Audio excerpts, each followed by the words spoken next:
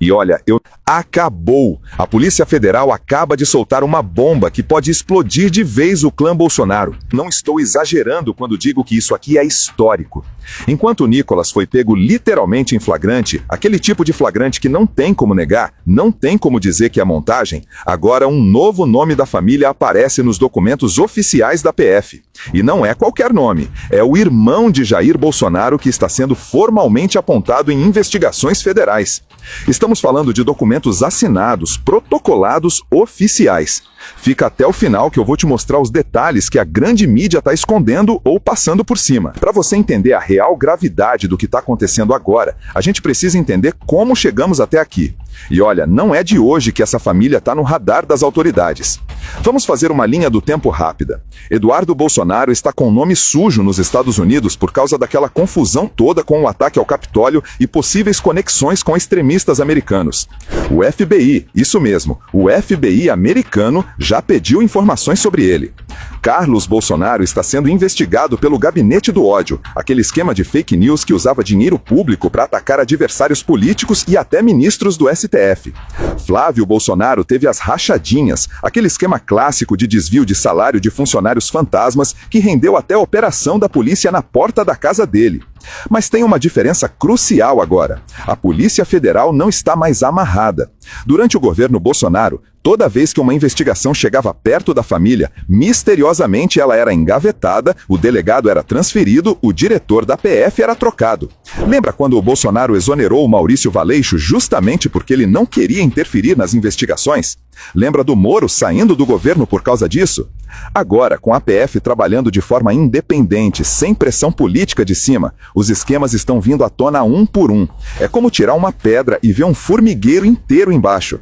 E adivinha quem apareceu agora nos relatórios oficiais? O irmão de Bolsonaro. E o caso do Nicolas? Cara, quando você souber os detalhes, você não vai acreditar na cara de pau. Nicolas Ferreira, não é o deputado, é outro Nicolas, aquele assessor que sempre aparecia ao lado de Bolsonaro, fazendo a segurança dele, carregando pasta, sempre nos bastidores, foi pego em flagrante, mas não foi qualquer flagrante. A PF estava de tocaia há meses, isso mesmo, meses. Eles tinham autorização judicial para grampo telefônico, quebra de sigilo bancário, monitoramento de GPS. Era uma operação de inteligência cirúrgica, do tipo que a Polícia Federal brasileira faz melhor que muita polícia de primeiro mundo. E olha o nível de planejamento. A PF sabia exatamente o dia, horário e local. Não foi sorte, foi trabalho de investigação. Os investigadores conseguiram reunir um dossiê que parece roteiro de filme. Mensagens do Telegram que ele achava que estavam criptografadas e seguras. Spoiler, a PF tem tecnologia para quebrar isso. Áudios de WhatsApp onde ele falava abertamente sobre o esquema, achando que estava conversando em ambiente seguro. Documentos físicos que foram apreendidos e que mostram movimentação financeira incompatível com o salário dele. Transferências bancárias para offshores que ele jurava que ninguém ia descobrir. Nicolas tentou usar aquela velha cartilha da advocacia criminal básica. Não sabia de nada, era só um funcionário, seguia ordens. Mas quando a PF coloca na mesa dele áudios onde ele mesmo está dando as ordens, fica meio difícil manter essa narrativa, né? E tem um detalhe que é quase cômico, se não fosse trágico. Nas mensagens apreendidas, ele falava com outros envolvidos dizendo que estava tudo sob controle, que ninguém ia descobrir, que tinham proteção lá de cima.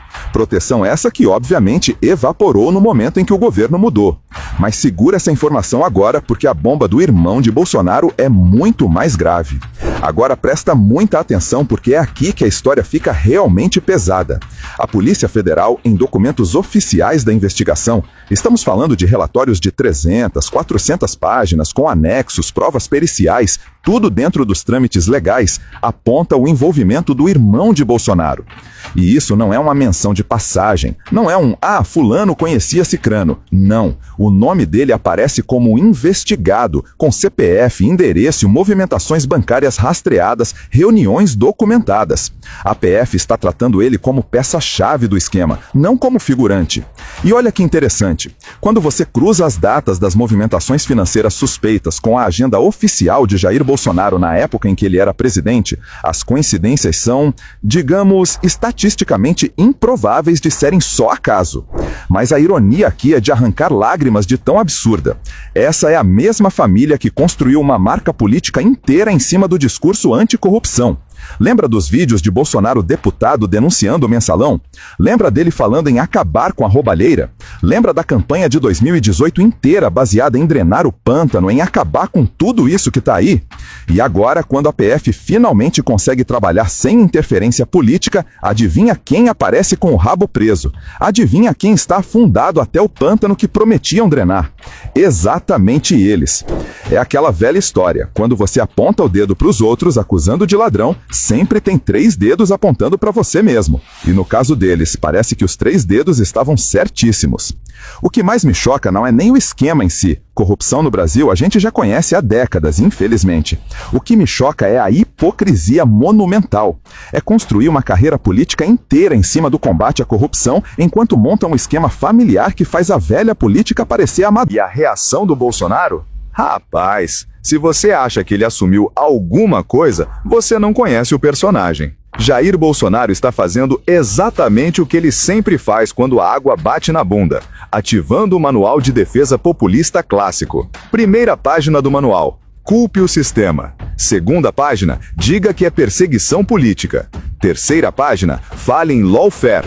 Quarta página: mostre-se como vítima. E olha, essa estratégia funcionou por anos. Durante o governo dele, toda vez que surgia um escândalo, ele ia nas redes sociais, fazia uma live, jogava um osso para os apoiadores, tipo falar de comunismo, de ideologia de gênero, de qualquer coisa que desviasse o foco, e pronto, a militância saía defendendo e o assunto morria. Só que tem um probleminha gigantesco agora. A PF não está baseando as investigações em teoria da conspiração de Twitter. São provas concretas, são documentos que foram periciados, são transações bancárias que passaram por análise de auditoria forense, são grampos autorizados judicialmente, são quebras de sigilo que foram chanceladas pelo Supremo Tribunal Federal. Não adianta gritar perseguição quando você é pego com a mão literalmente dentro do cofre.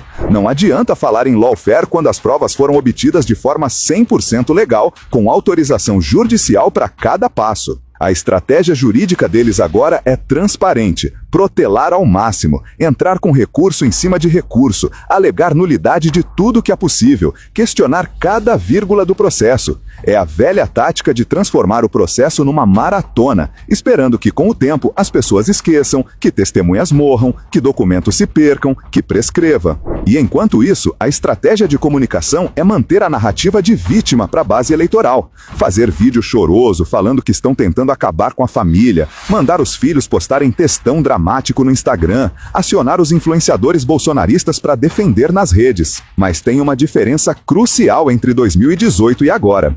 Em 2018, eles eram oposição. Podiam falar o que quisessem sem comprovação.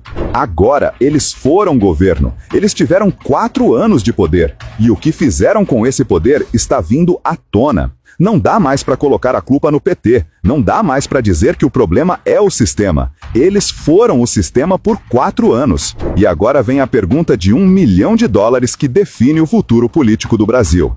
Qual vai ser o desfecho real disso tudo? E mais importante, quais são as consequências para a política brasileira? Primeiro, no nível individual. Nicolas pode pegar uma pena que vai de 5 a 15 anos, dependendo do que exatamente a PF conseguir provar. Flagrante é flagrante, não tem muito o que fazer. A advocacia dele pode até tentar reduzir a pena, conseguir progressão de regime, mas vai pagar. Segundo, o irmão de Bolsonaro. Se a PF encontrar provas suficientes e pelos documentos que já vazaram parcialmente na imprensa, parece que tem material de sobra. Ele pode ser formalmente indiciado, virar réu e eventualmente condenado.